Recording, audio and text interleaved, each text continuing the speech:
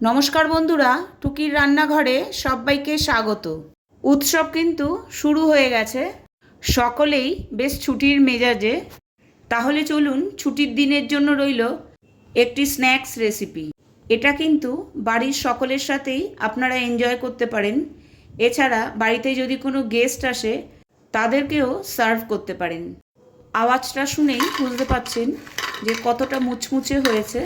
এছাড়াও বাইরে কোথাও ঘুরতে গেলে অবশ্যই এটাকে ক্যারি করতে পারেন। আমি আজকে বানিয়ে নেব মুগ ডালের মাঠরি। এটা কিন্তু চা বা কফির সাথে অথবা চাট হিসাবেও কিন্তু খাওয়া যেতে পারে। সবার প্রথমে আমি বানিয়ে নেব তেঁতুলের চাটনি। তেঁতুলের কাতটা সবার প্রথমে বার করে নিতে হবে। সেই জন্য একটা বাটিতে আমি জল গরম বসিয়ে দিয়েছি, আর তার মধ্যে দিয়ে দিয়েছি প্রায় 1 কাপ তেঁতুল, আর 6 থেকে 7টা খেজুর, 1 ইঞ্চি একটা আদার টুকরো। সব কিছু একসাথে ভালোভাবে নরম হয়ে গেলে এটাকে একটা ছাঁকনির সাহায্যে আমি ছেঁকে নিচ্ছি। এইভাবে চামচ দিয়ে চেপে চেপে আমি তেঁতুলের কাতটা সম্পূর্ণ বার করে নিচ্ছি। তেঁতুলের কাতটা কড়াইতে বেশ ভালো করে ফুটিয়ে নেব, তাহলে কিন্তু এই তেঁতুলের চাটনিটা অনেক দিন আমরা স্টোর করে রেখে দিতে পারি। তার জন্য কড়াইতে আমি নিয়ে নিয়েছি 1 টেবিল স্পুন তেল, 1/2 টিস্পুন জিরে, 1/2 টিস্পুন হিং। ফোড়ন থেকে সুন্দর গন্ধ বেরোলে তার মধ্যে দিয়ে দিলাম তেঁতুলের কাতটা। আর নিয়ে নিচ্ছি 1/2 টিস্পুন নুন, 1 টেবিল স্পুন ভাজা মশলা, 1 কাপ চিনি, 1/2 টিস্পুন কাশ্মীরি লাল লঙ্কার গুঁড়ো, 1/2 টিস্পুন গোলমরিচ। আর দিয়ে দিয়েছি 1 টেবিল স্পুন কর্নফ্লাওয়ার, যাতে তেঁতুলের চাটনিটা খুব চটজলদি ঘন হয়ে যায়, টাইমটা অনেকটা কম লাগে। তেঁতুলের চাটনিটা কিন্তু প্রায় রেডি, অনেকটা ঘন হয়ে গেছে। আমি এটাকে একটা বাটিতে তুলে রাখছি ঠান্ডা করার জন্য। ঠান্ডা হয়ে গেলে এটাকে আমি স্টোর করে রেখে দেব। এদিকে আমি আরেকদিকে বানিয়ে নিচ্ছি গ্রিন চাটনি। তার জন্য নিয়ে নিয়েছি 1 মুঠো ধনেপাতা, 3টে রসুন, 2টো কাঁচা লঙ্কা, 1 ইঞ্চি একটা আদার টুকরো, আর দিয়ে দিয়েছি 2টো আমলকি। সবার শেষে আমি 1/2 টিস্পুন নুন অ্যাড করে দিয়েছি। মুগ ডালের মাঠরি বানানোর জন্য এখানে আমি নিয়ে নিয়েছি 1 কাপ মুগের ডাল। 3 থেকে 4 ঘন্টা আমার হয়ে গেছে। মুগ ডালটা আমি ভিজিয়ে রেখেছিলাম। এবার আমি মুগ ডালটাকে আরও একবার ভালো করে ওয়াশ করে নেব। মুগ ডালটা কিন্তু ভিজে বেশ ফুলে উঠেছে। দেখুন, ডালটা কিন্তু বেশ ভালোই নরম হয়ে গেছে। মুগ ডালটাকে ভালো করে ধুয়ে নেওয়ার পর আমি একটা ছাঁকনির সাহায্যে ভালো করে জলটা ছেঁকে নিচ্ছি। ডালটা আমি ছাঁকনির মধ্যেই রেখে দেব, তাহলে যেটুকু জল আছে সেটুকু জলও ভালো করে ঝরে যাবে।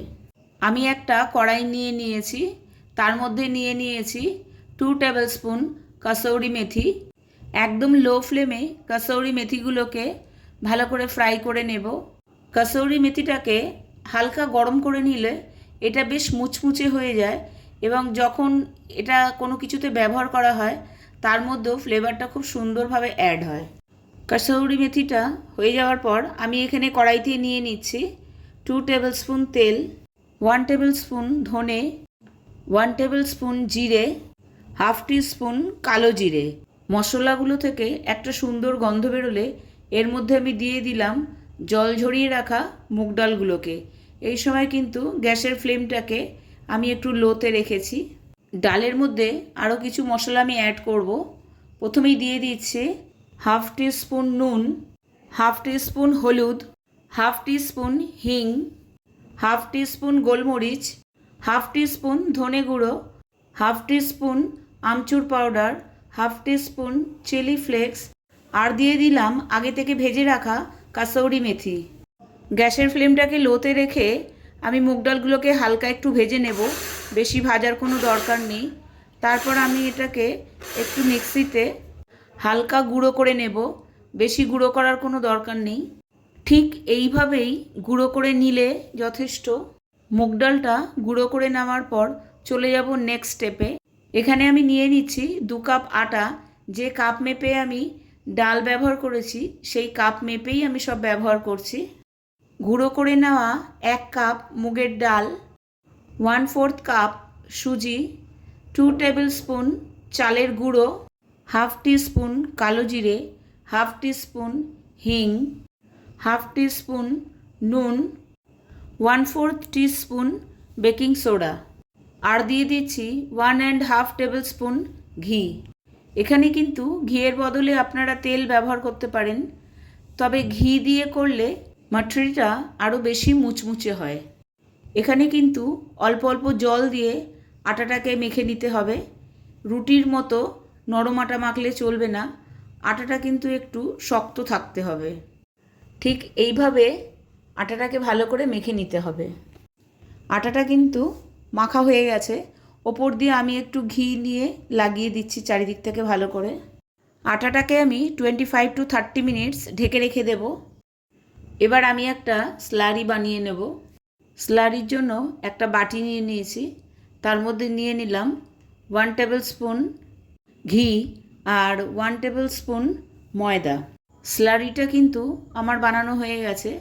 বাটিটাকে আমি একপাশে সরিয়ে রাখবো। এতক্ষণে কিন্তু আমার আটাটা সেট হয়ে গেছে। আর একটু ভালো করে মেখে নেওয়ার পর এর থেকে আমি বড় বড় লেচি কেটে নেব এবং এক একটা লেচি নিয়ে আমি রুটির মতো করে বেলে নেব।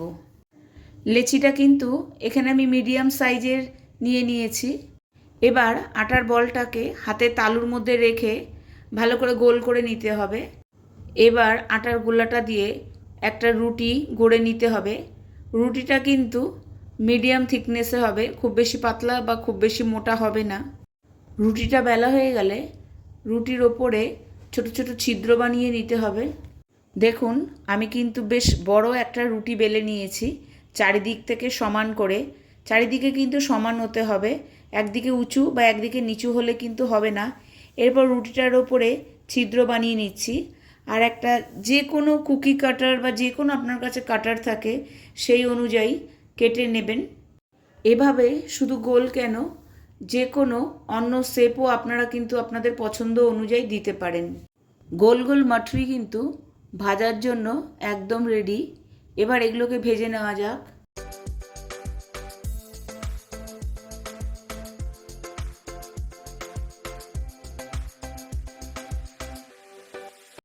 এখানে গ্যাসের ফ্লেমটাকে কিন্তু লোতে রাখতে হবে।